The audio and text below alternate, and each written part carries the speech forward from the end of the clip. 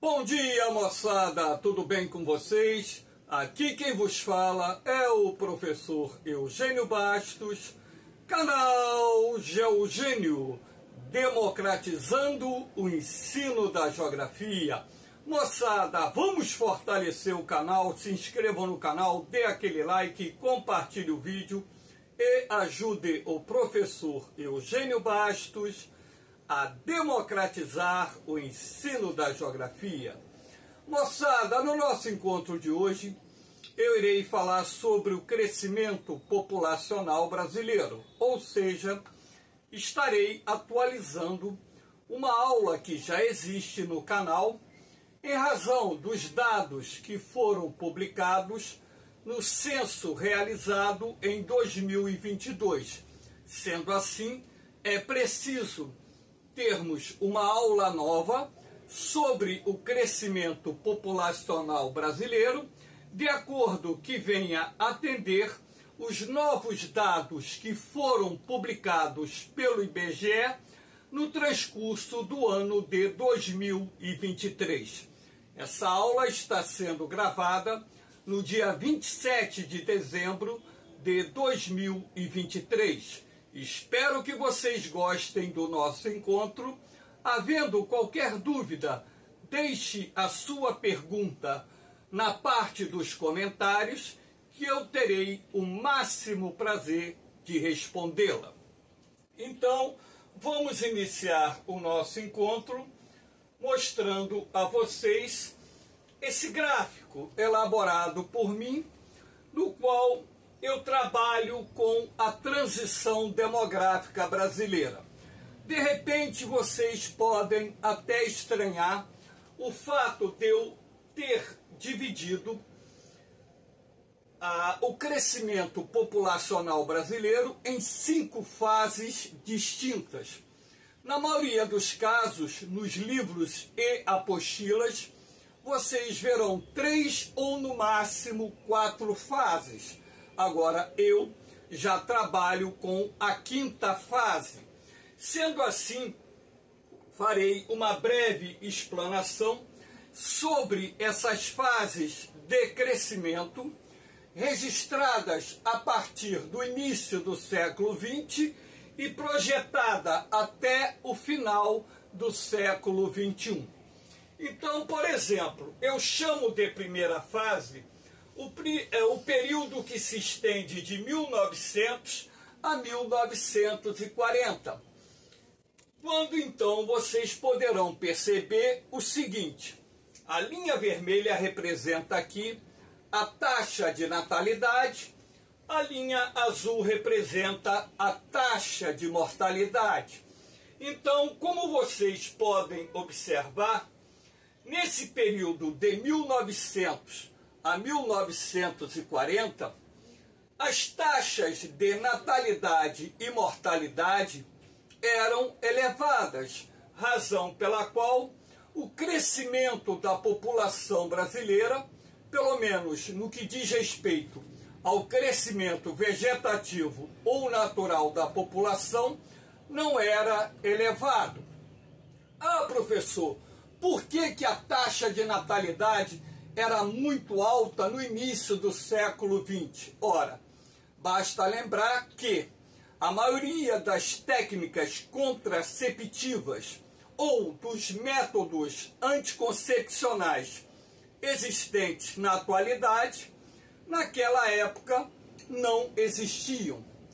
Então, hoje você tem, além de uma grande quantidade de pílulas anticoncepcionais, as cirurgias de vasectomia, laqueadura de trompas, o DIU, dispositivo intrauterino, o diafragma e outros procedimentos contraceptivos que na atualidade reduzem a taxa de natalidade. Naquela época não. Quando muito você tinha preservativos que não eram tão utilizados assim, e o aborto, que também não era uma prática tão comum naquela época. Então era comum também os casais se unirem muito cedo, razão pela qual era normal nós encontrarmos famílias numerosas, ou seja, famílias com muitos filhos. Todavia, a taxa de mortalidade naquela época também era alta. Aí você pode me perguntar, mas professor, por que a taxa de mortalidade naquela época era muito alta? Basta lembrar que as condições higiênicas e sanitárias naquela época eram precárias, a medicina era atrasada, não existiam, vamos dizer, as técnicas terapêuticas que existem hoje, não existiam os antibióticos e muitos outros tipos de medicamentos que hoje estão à disposição da população.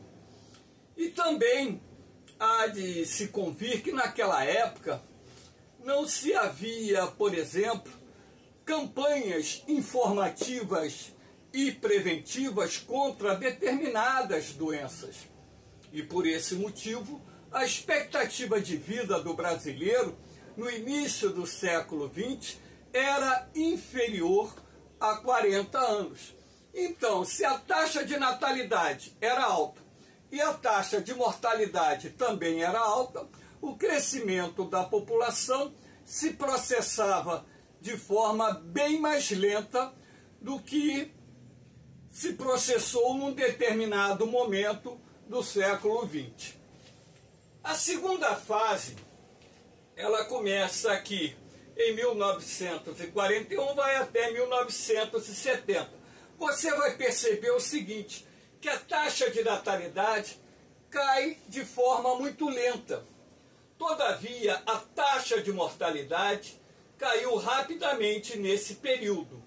Ora, se o crescimento vegetativo ou natural é a diferença entre as taxas de natalidade e mortalidade, se a taxa de natalidade se mantém alta e a taxa de mortalidade diminui, consequentemente você vai ter o aumento da taxa de crescimento vegetativo ou natural. E é nesse período que o Brasil vai registrar o que nós chamamos de explosão demográfica.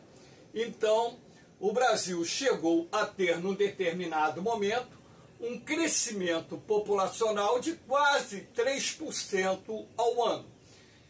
Mas, professor, por que a taxa de mortalidade caiu nesse período de maneira acelerada?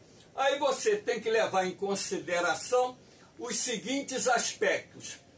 A ligeira melhoria das condições higiênicas e sanitárias, o desenvolvimento de novos medicamentos e novas técnicas terapêuticas, a difusão de campanhas informativas e preventivas, o desenvolvimento de novos medicamentos, destacando-se dentro desse contexto os antibióticos. Então, esses fatores combinados foram responsáveis pela queda da taxa de mortalidade no Brasil. Razão pela qual, se a taxa de natalidade se mantém alta e a taxa de mortalidade diminui, você vai ter como resultado a aceleração do crescimento vegetativo ou natural. Na terceira fase, que começa aqui em 1971 e vai até 2010, você percebe que a taxa de mortalidade ela continua caindo, agora de forma mais lenta, até mesmo porque chega um ponto em que você vai ter a estabilização da queda da taxa de mortalidade. Quem cai rapidamente aqui agora é a taxa de natalidade. Se a taxa de natalidade cai mais rapidamente do que a taxa de mortalidade, o resultado será a desaceleração, a diminuição do crescimento vegetativo ou natural. Aí você pode me perguntar, mas professor, o que determinou a queda da taxa de natalidade de forma acelerada nesse período?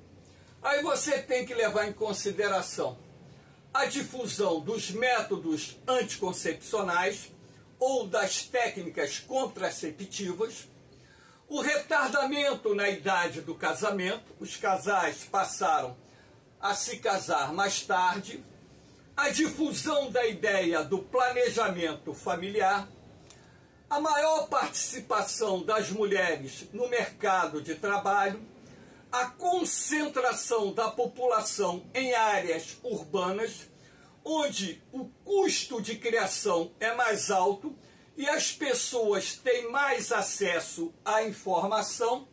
Então, esses fatores combinados são responsáveis pela desaceleração da taxa de natalidade, ou seja, a queda da taxa de natalidade, levando-se em consideração que dentro desse contexto, a inserção, a maior participação das mulheres no mercado de trabalho, a difusão dos métodos anticoncepcionais e do planejamento familiar são, sem dúvida nenhuma, os 3 fatores que mais têm contribuído para a queda da taxa de natalidade em nosso país.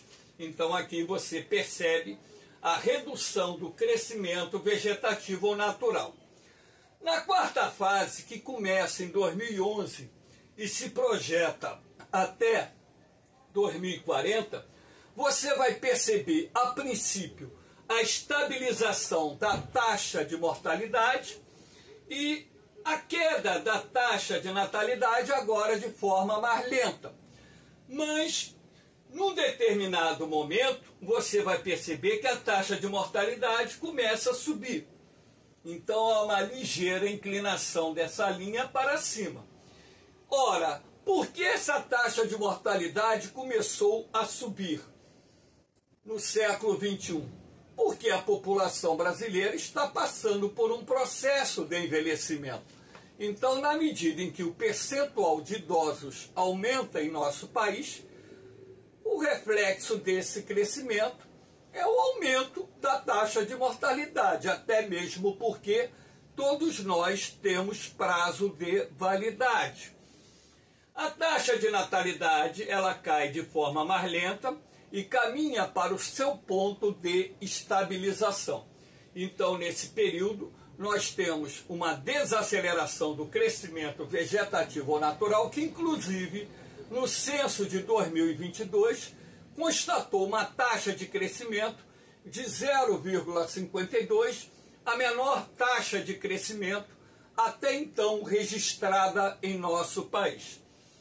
E o que vai acontecer a partir de 2041, de acordo com as previsões do IBGE? A taxa de natalidade vai se estabilizar, a taxa de mortalidade vai continuar subindo e vai ultrapassar a taxa de natalidade.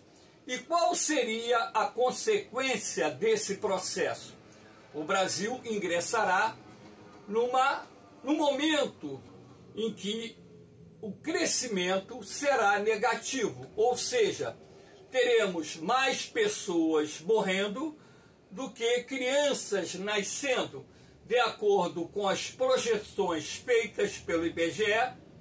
Isso deverá ocorrer na década de 2040. Então é importante que vocês saibam ou conheçam essas fases de crescimento, lembrando que nos livros e apostilas que estão disponíveis por aí, vocês têm de 3 a 4 fases chamadas de transição demográfica, porém eu já desenvolvi a 5ª fase, que eu acho necessário para que vocês tenham uma visão daquilo que irá acontecer mais à frente. Aqui nós temos um outro gráfico que faz uma projeção do crescimento da população. Então você vê aqui a projeção do crescimento da população brasileira, percebe-se a estabilização de acordo com esse gráfico em 2040 e a partir daí se prevê uma queda do crescimento vegetativo natural. Claro que essa projeção feita pelo IBGE foi revista em 2008, já existe aí dentro desse contexto 15 anos de defasagem, mas a ideia aqui é mostrar a vocês aquilo que já está sendo previsto que ocorra com o crescimento da população brasileira, e na medida em que esse gráfico ele faz uma curva descendente, isso significa que a população brasileira entrará num processo de redução. De acordo com as previsões feitas pelo IBGE, o Brasil deverá chegar ao final do século XXI com uma população estimada em 177 milhões de habitantes. Se nós levarmos em consideração que o censo de 2022 constatou uma população de 203 milhões de habitantes, então, em relação à população constatada no censo de 2022, teríamos algo em torno de 26 milhões a menos de brasileiros no final do século XXI. Aqui nós temos mais um gráfico, esse fazendo uma previsão de que o Brasil, a partir de 2047, passaria a ter mais mortes do que nascimento. Olha aqui o gráfico 2047, quando então a taxa de mortalidade estaria em 2,4 e a taxa de natalidade em 2,3. Então o resultado disso aí seria um crescimento negativo, a população brasileira irá começar a diminuir. Ah, professor, se isso acontecer de fato, quais seriam os problemas que o Brasil poderia enfrentar? Ora, a falta de mão de obra, isso poderia comprometer o desenvolvimento do país no futuro. Há de se destacar que o aumento da expectativa de vida gera um envelhecimento da população, e na medida em que a população envelhece, ocorre o aumento dos gastos governamentais com aposentadorias, pensões e saúde. Há uma previsão de queda de receita e, sendo assim, o governo teria maior dificuldade para arcar com as suas responsabilidades perante a população, principalmente da terceira idade, a população composta por aposentados e pensionistas, que teria uma dificuldade do governo em honrar seus compromissos com essa faixa da população. Claro que, para tal, futuras reformas do sistema previdenciário serão feitas e provavelmente também algum aumento de impostos para que o governo possa arcar com as suas responsabilidades frente à população da terceira idade. E, claro, logicamente, com outras camadas da população também. Aqui nós temos um gráfico para mostrar a vocês a evolução do crescimento da população brasileira de acordo com os censos demográficos que começaram a ser realizados no Brasil a partir de 1872. Então, você percebe o seguinte, que a partir do censo de 1960, quando o Brasil atingiu o pico do crescimento vegetativo natural, 2,99% ao ano, você vai perceber o seguinte, que a partir do censo de 1960, o crescimento da população brasileira iniciou uma trajetória de queda, ao ponto de chegarmos no período de 2010 a 2022 com uma taxa de crescimento de 0,52% ao ano, a menor taxa de crescimento da população até então registrada em nosso país. Lembrando que esse gráfico vem corroborar com a análise feita anteriormente, em que indica que a taxa de natalidade está em queda e que na atualidade a taxa de mortalidade está sofrendo um ligeiro aumento, e dessa forma nós tivemos uma desaceleração do crescimento vegetativo ou natural. Lembrando que se a taxa de natalidade ela cai numa velocidade maior do que a taxa de mortalidade, por aí já se registra a queda do crescimento vegetativo. E se no momento nós estamos passando por um processo em que a taxa de mortalidade está aumentando, ora, essa desaceleração do crescimento vegetativo aumenta.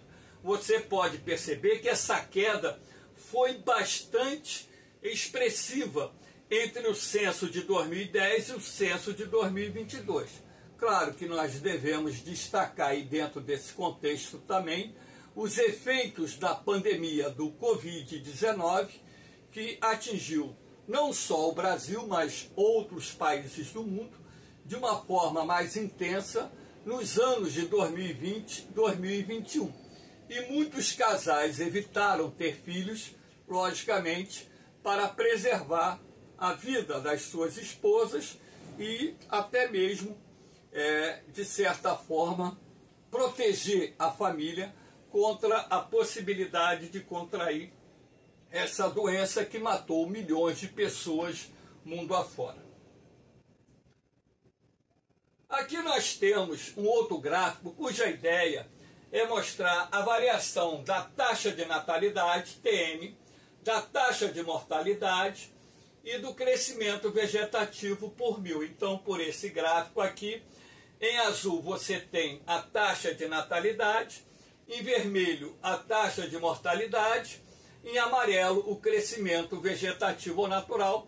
Esse gráfico também foi montado por mim aqui no computador para que vocês possam, de acordo com os dados do IBGE, observar a evolução das taxas de natalidade e mortalidade e, consequentemente, a variação do crescimento vegetativo ou natural em nosso país. Então, como vocês podem observar, nesse período que varia de 2011 a 2022, foi o momento em que o crescimento vegetativo ou natural do Brasil atingiu o seu menor patamar. Você observa aqui que a partir de 2000 nós tivemos um ligeiro aumento da taxa de mortalidade, aqui ó, em vermelhinho, isto porque a população brasileira está passando por um processo de envelhecimento.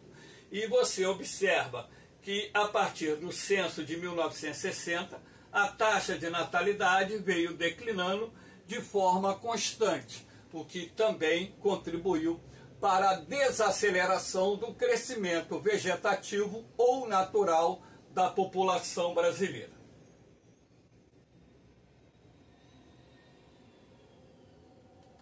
Deu uma travadinha aqui, destravei. Aqui nós temos a taxa de fecundidade. Professor, taxa de fecundidade é diferente de taxa de natalidade? Sim. Para calcular a taxa de natalidade, você pega o número de crianças que nasceram durante o ano, multiplica por 1000 e o resultado você divide pela população absoluta. Então você vai ter o número de nascimento para cada 1000 pessoas existentes no país. A taxa de fecundidade é uma relação existente entre o número de crianças que nasceram durante o ano e o número de mulheres em idade reprodutiva, que para efeitos estatísticos vai dos 15 aos 49 anos. Então você pega, né, o número de crianças que nasceram durante o ano, né, e estabelece uma relação com o número de mulheres em idade reprodutiva. Aí você vai ter a chamada taxa de fecundidade. Então, como vocês podem observar, a taxa de fecundidade no Brasil, ela começa a cair de uma forma,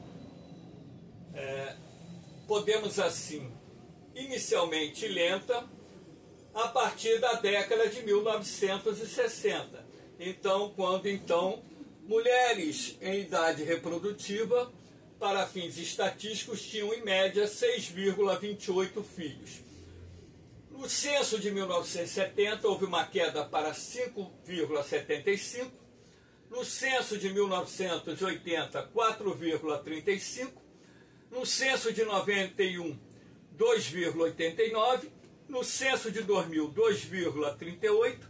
No censo de 2010, 1,86. E no censo de 2022, 1,6. Então, a taxa de fecundidade ela vem caindo porque os mesmos fatores que contribuíram para a queda da taxa de natalidade no Brasil estão contribuindo para a queda da taxa de fecundidade, com maior destaque para o planejamento familiar, a difusão dos métodos anticoncepcionais ou técnicas contraceptivas e a maior participação das mulheres no mercado de trabalho. Esses três fatores são os que mais contribuem para a queda da taxa de fecundidade. Lembrando também que hoje o brasileiro está se casando mais tarde, que hoje mais de 85% da população brasileira vive em cidades.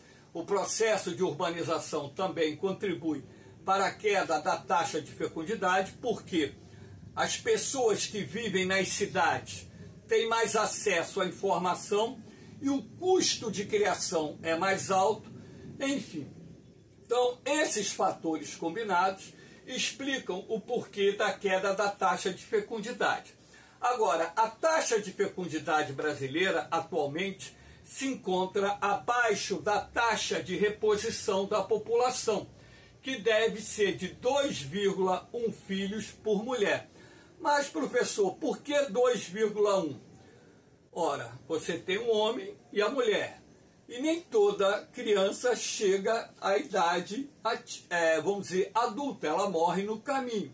Então, por isso que a taxa de reposição ela tem que ser obrigatoriamente pouco acima de 2. Então, se a taxa de fecundidade se encontra abaixo da taxa de reposição da população, não era para a população brasileira estar diminuindo? Sim, era. Mas por que a população brasileira ainda não está diminuindo? Porque a expectativa de vida do brasileiro está aumentando, razão pela qual isso ainda tem contribuído para que a população continue crescendo. Agora, a partir do momento em que a expectativa de vida do brasileiro se estabilizar e essa taxa de fecundidade permanecer abaixo da taxa de reposição da população, aí o Brasil ingressará naquela fase de crescimento negativo, ou seja, a taxa de mortalidade será superior à taxa de natalidade e o resultado disso, a população brasileira começará a diminuir. Aqui nós temos a evolução da mortalidade infantil. Eu peguei dados de 1990 até 2021. Então, em 1990, 47,1% crianças nascidas vivas morriam antes de completar um ano de idade. E você vai perceber que em 2000 essa taxa caiu para 26,1%, 2010, 16%, 2015, 13,3%, 2016 aumentou um pouquinho, 14%, 2017 caiu de novo, 13,4%, 2018 caiu mais um pouquinho, 13,1%, 2019 subiu um pouquinho, 13,3%, 2021 caiu para 11,1%, e eu não consegui obter aqui o dado de 2022. Mas a ideia aqui é mostrar a vocês que a taxa de mortalidade infantil veio caindo no Brasil nas últimas décadas, fruto, claro, de um conjunto de fatores combinados, tais como a difusão de campanhas de acompanhamento pré e pós-natal, a ligeira melhoria das condições higiênicas e sanitárias, o avanço da medicina, as campanhas de aleitamento materno, lembrando que o leite materno é rico em anticorpos, é importante que o bebê, a criança, receba leite materno para melhor desenvolver o seu sistema imunológico, enfim. Então, esses fatores também nós temos que considerar a ligeira melhoria da qualidade de vida de parte da população como sendo importante para a queda da mortalidade infantil no Brasil. Agora, quando se analisa a mortalidade infantil no Brasil, as regiões que ainda registram as maiores taxas do país, Nordeste e Norte, que são as regiões de menor desenvolvimento do Brasil. Aqui nós temos a evolução da expectativa de vida no Brasil. Então você percebe que em 1950 o brasileiro vivia em média 48 anos. 1960, 52,5. 1970, 57,6. 1980, 62,5. 1991, 66,9. 2000, 69,8. 2010, 73,9. 2019, 76,6, 2020 caiu um pouquinho, 75,3, aí você já sente os efeitos da pandemia do Covid-19, que foi responsável não só pela queda da expectativa de vida no Brasil, assim como em outros países do mundo. Agora, em 2022, a expectativa de vida subiu um pouquinho, 75,5, e a tendência daqui para frente, caso não aconteça, e Deus queira que não ocorra uma nova pandemia, essa expectativa de vida vai continuar aumentando e a expectativa de vida do brasileiro está se aproximando da expectativa de vida dos países mais desenvolvidos. Tá? Professor, o que contribuiu para o aumento da expectativa de vida do brasileiro? Dois fatores combinados: a queda da taxa de mortalidade, que tem várias causas, e a melhoria, a ligeira melhoria das condições de vida de parte da população brasileira. Esses dois fatores combinados explicam o aumento da expectativa de vida do brasileiro. Aqui nós temos a expectativa de vida de homens e mulheres no Brasil em 2022. As mulheres vivendo cerca de 79 anos, os homens vivendo cerca de 72 anos. Mas, professor, por que as mulheres vivem mais do que os homens no Brasil? Ora, primeiro, por causa do fator biológico.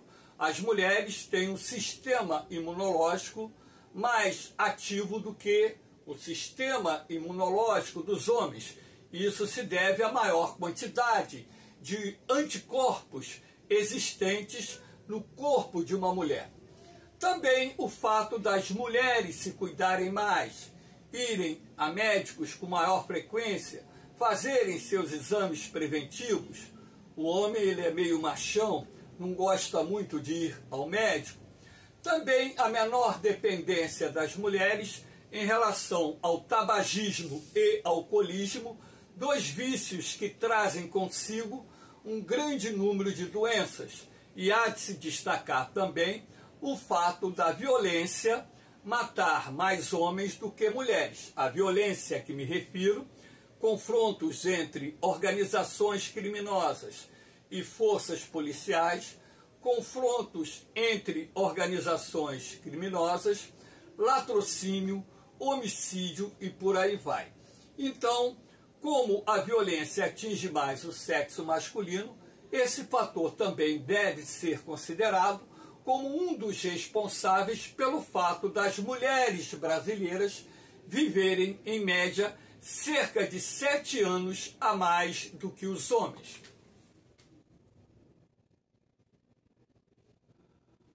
Aqui nós temos a chamada janela demográfica brasileira. Então, janela demográfica, janela de oportunidades, ela é um termo que está sendo abordado em concursos E nós temos aqui dois conjuntos. População em idade ativa não deve ser confundido com população economicamente ativa. A população em idade ativa é composta por todas as pessoas com idade que vai dos 15 aos 64 anos. E a razão de dependência é a soma de todas as pessoas, crianças e adolescentes, com idade de 0 a 14 anos, com idosos com idade superior a 65 anos. Se diz que a janela demográfica de um país se abre quando a população em idade ativa é superior à razão de dependência. De acordo com o IBGE, a janela demográfica brasileira se abriu na década de 1990 e deverá se fechar na década de 2030, de acordo com o IBGE. Então, aqui nós temos, a ONU projeta declínio da população ativa para 2040. A população em idade ativa para 2040, ela, segundo as projeções da ONU, por volta de 2035, poderá já ocorrer em razão, aqui ó, população ativa para 2040. Pandemia pode antecipá-lo para 2035, de acordo com a ONU. Isso poderia já ocorrer a partir de 2035 aqui no nosso país. Então, a partir do momento em que a razão de dependência superar a população em idade ativa, de acordo com os demógrafos, ficaria mais difícil para o país se desenvolver.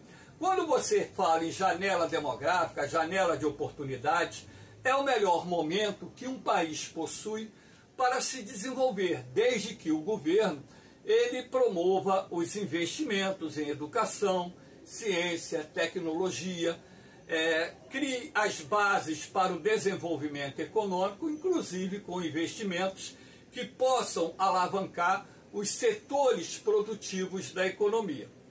Então, não é o fato da janela demográfica do Brasil estar aberta nesse momento que seria uma garantia para que o nosso país se transformasse numa nação desenvolvida. Não é isso. Todavia, esse é o melhor momento que o Brasil possui para se desenvolver. Moçada, espero que vocês tenham gostado do nosso encontro. Dê aquela forcinha ao canal Geogênio, se inscreva no canal, compartilhe o vídeo, dê o seu like, deixe o seu comentário, se gostou ou não gostou da aula, deixe uma sugestão de um assunto que vocês queiram saber, que ainda não esteja gravado no canal Geogênio. Lembrando que eu estou de férias e nesse momento eu estou regravando algumas aulas em função dos dados do censo que foi publicado pelo IBGE em 2022, então é preciso atualizar determinadas informações para que vocês tenham uma melhor preparação, objetivando não só os concursos militares, vestibulares e técnicos que cobram geografia. No mais, moçada, um beijão no coração de vocês, um forte abraço. Fiquem com Deus, eu vou, mas eu volto, hein? Fui!